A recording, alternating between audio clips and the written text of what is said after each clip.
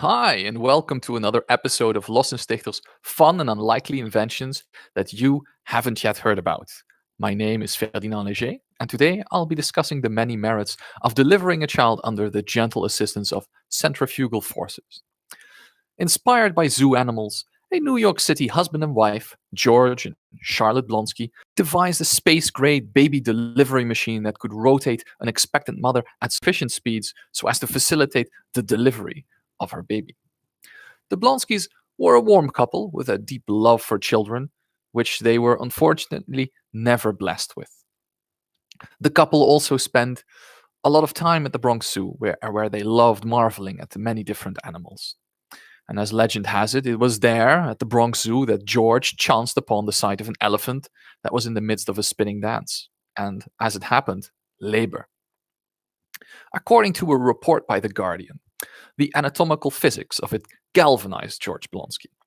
He performed a simple technical analysis and then wondered, as engineers will, whether his insight could somehow benefit humanity.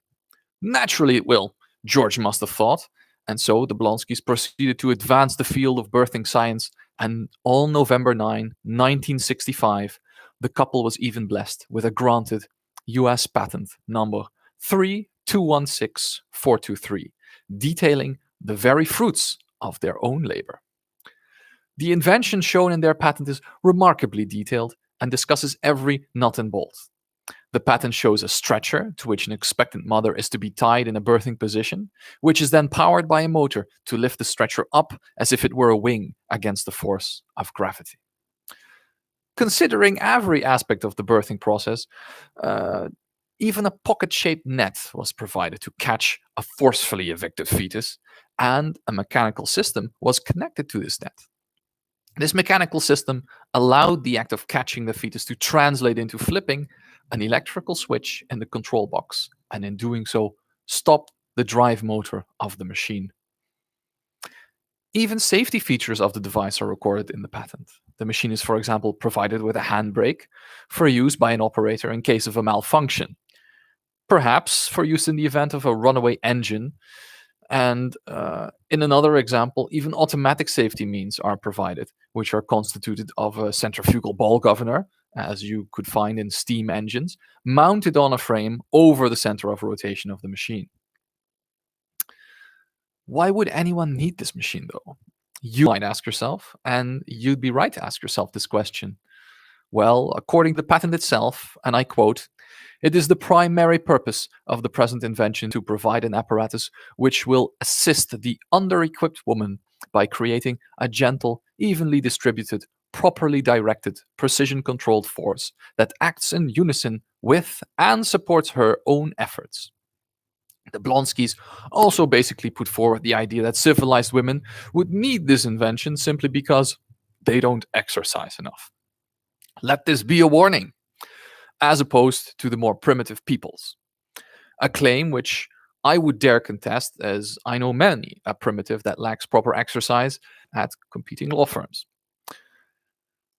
Personally, I'd be remedied of my late afternoon lethargies and would opt to run a marathon on a bi-weekly basis, fully pregnant, if only it allowed me to avoid any sort of encounter with the mentioned invention. The centrifugal forces at play are also no joke, as the platform onto which the expectant mother would be tied is mentioned to lift up a metal slab passing for a stretcher, along with the mother. And as a result of these forces, which are evident from figures 4 and 5, the device, in a sense, is more akin to a fighter pilot training machine than any sort of birthing aid. As to the operational aspects of the machine, I can say the following. The machine is said to be operated by a physician who slowly increases the g-forces to a value at which the travel of the fetus is supposed to begin, which some physicians, unburdened by a conscience or the Hippocratic Oath, might be inclined to do if it were not simply for the fact that the machine has no way of determining when this displacement actually starts. Also, it should be mentioned that the g-forces generated by this device can hardly be adjusted so as to be timed with the contractions.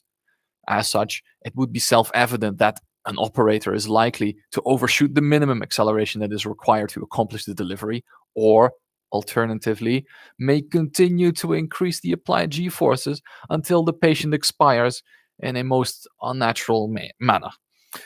Thus, the machine would likely result in a variety of potentially undesirable outcomes for the expectant mother and the fetus. It should come, therefore, as no surprise that the patented machine has, to the best of my knowledge, never been used. Now, having expressed my worries, there is also room for some optimism. After all, unexpected deliveries resulting from roller coaster rides have been known to happen. As a living proof of concept, a certain Matthew was born in 2019 in Hurricane Harbor Water Park within Six Flags over Georgia after a prenatal encounter with what can only be described as a double corkscrew.